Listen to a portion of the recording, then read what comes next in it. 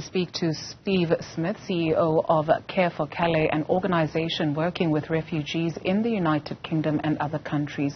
Thank you very much, Steve, for your time this afternoon. And so this morning, your time, Rishi Sunak was meant to give an address outside 10 Downing Street. Has he since, and what has he said? That was billed to be what? A victory speech?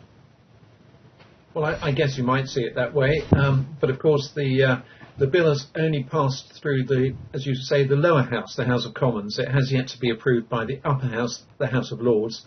And I think it will face severe opposition there. Rishi Sunak did give a press conference about an hour ago in our time, and he urged the House of Lords to do what he calls the right thing. It's questionable what that right thing is, as from our point of view, this bill threatens to undermine international law. I mean, if you can tell us about the recent situation, because last year, the concept of a barge was introduced in the country. So for our viewers, that's like a floating block of flats, if you will. We understand that recently there was a report where some hotels have since been closed down. It is alleged that £8.2 million is spent a day on housing refugees at hotels, or rather asylum seekers at hotels. What do you know about that situation?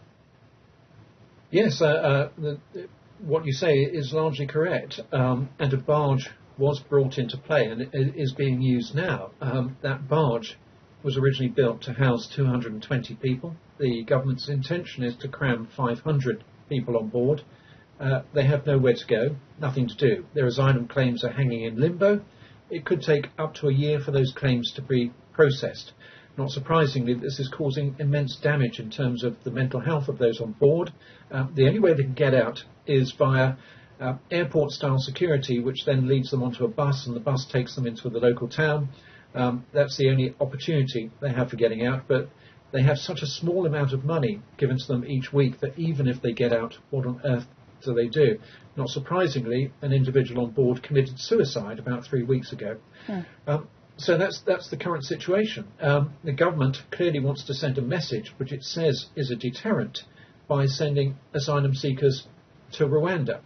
But the numbers that Rwanda can accept are only about, a few hundred. So let's say it was 300. Last year, some 30,000 asylum seekers came across the channel by small boats. So if Rwanda can only take 300, that's just 1% of the total. You have to ask whether that would be a deterrent, whether that would stop somebody taking the risk when they've already fled the worst things that could happen to somebody. They've fled war, persecution, torture, trafficking, modern-day slavery. Is the threat of going to Rwanda really going to stop them? I don't think so. This is also an election year. Curious, how has the ordinary or the everyday Brit responded to this, right? Because you have accusations that this is being used as an election tool as well. Well, I would certainly say it's being used as an election tool. I would say it's a gimmick.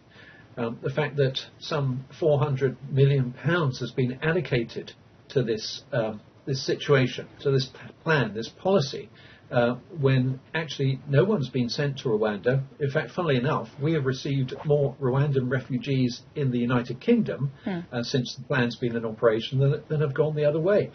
So, of course, we see it as a complete gimmick.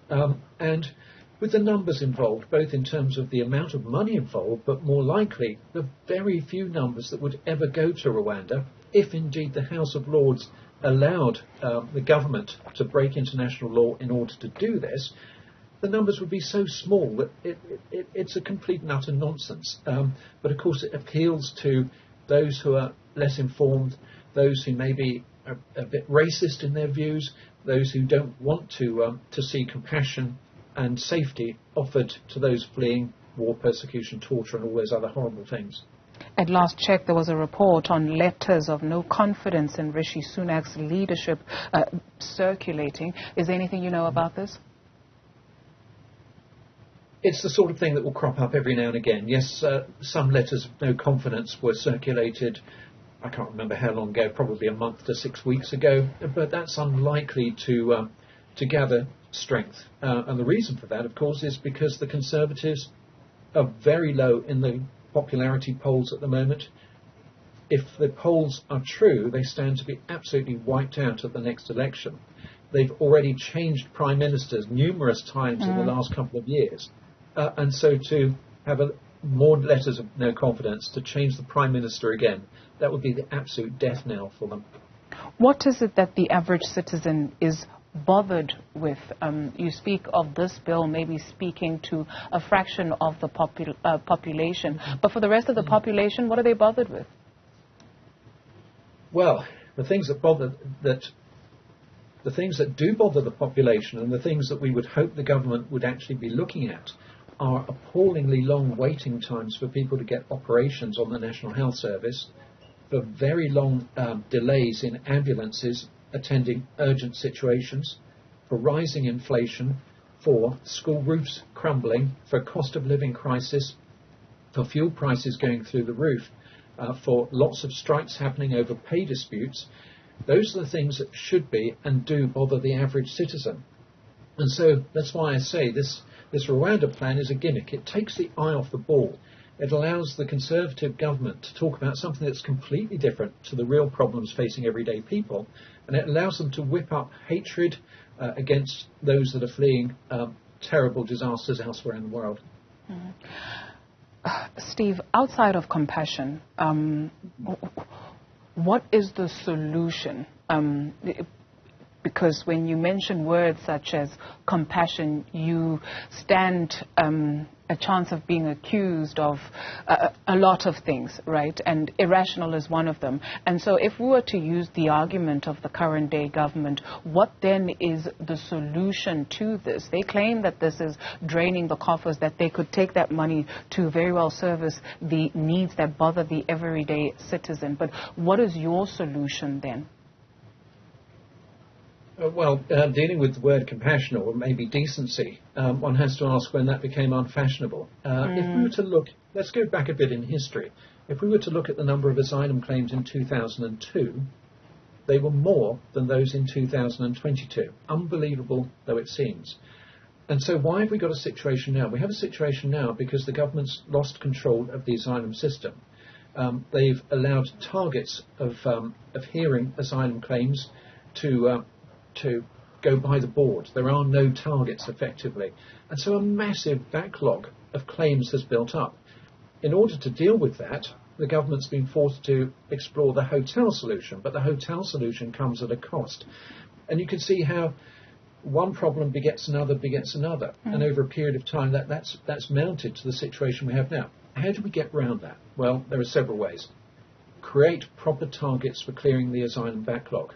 Move quickly to clear that backlog, and also hear claims quickly. So you don't hear about Ukrainians or Hong Kong Chinese coming across the channel by small boats. That's because they have safe and regulated routes into the country.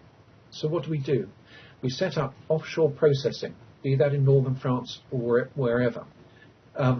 Individuals that are seeking protection go through that system, go through initial screening, are allocated a visa if they have a good chance of acceptance as a refugee, and are given a safe and regulated route into the country, where with a speeded up system, their claims are heard quickly, they're allowed to work while the claims are processed, allowing them to start to build up their lives and also contribute to the economy of the United Kingdom, and to start to integrate into it.